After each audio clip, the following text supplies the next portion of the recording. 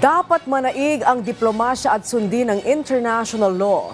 Ito ang matapang na panawagan ni Pangulong Ferdinand R. Marcos Jr. sa gitna ng patuloy na kaguluhan sa Middle East. Sinabi yan ng Pangulo sa kanyang pagdalo sa United Nations General Assembly kung saan isinulong din niya ang kandidatura ng Pilipinas sa UN Security Council. Si Kenneth Pasyente sa sentro ng balita.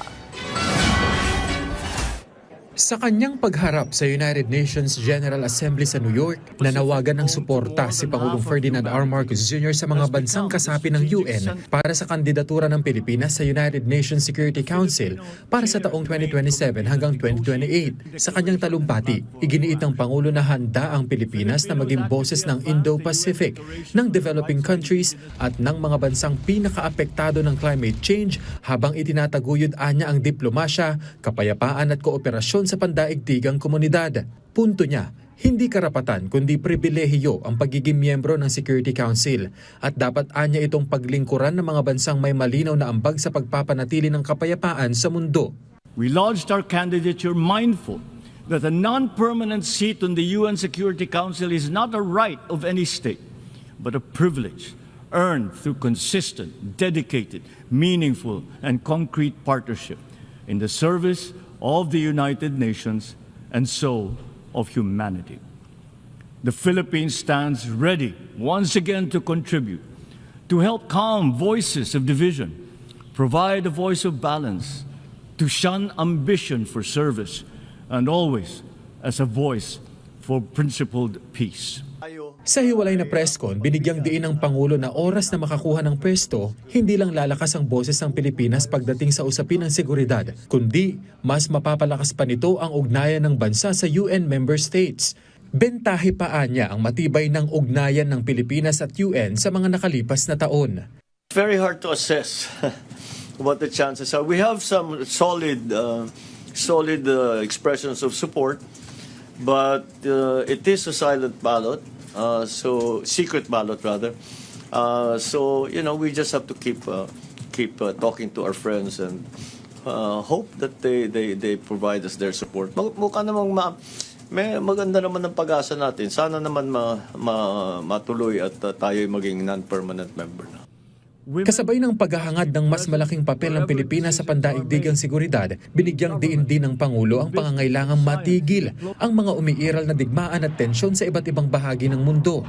Partikular na nanawagan ng punong ehekutibo sa paghupa ng karahasan sa mga lugar na patuloy na nakakaranas ng armadong sigalot, kabilang ang Middle East, Ukraine at Sudan.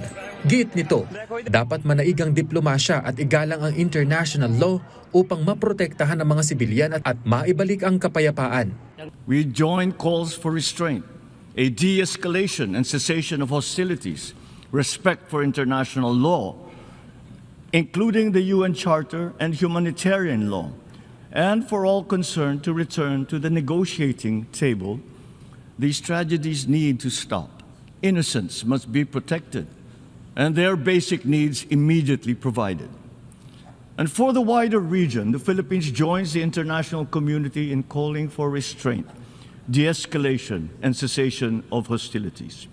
Bukod sa mga usaping pangkapayapaan, tinalakay din ng Pangulo ang kalagayan ng milyong-milyong migrant workers sa buong mundo, kabilang na ang mga Pilipinong patuloy na nagbibigay ng ambag sa pandaigdigang ekonomiya. Nanawagan ng Presidente ng mas matibay na pandaigdigang proteksyon para sa mga migrant workers at seafarers. Punto niya, mahalagang kilalanin ang kanilang papel sa pag-uugnay ng mga bansa at sa pagsusulong ng kaunlaran. We believe that migration is a force for good, and that migrants contribute to sustainable development in the countries of their origin, in transit, and in their destinations.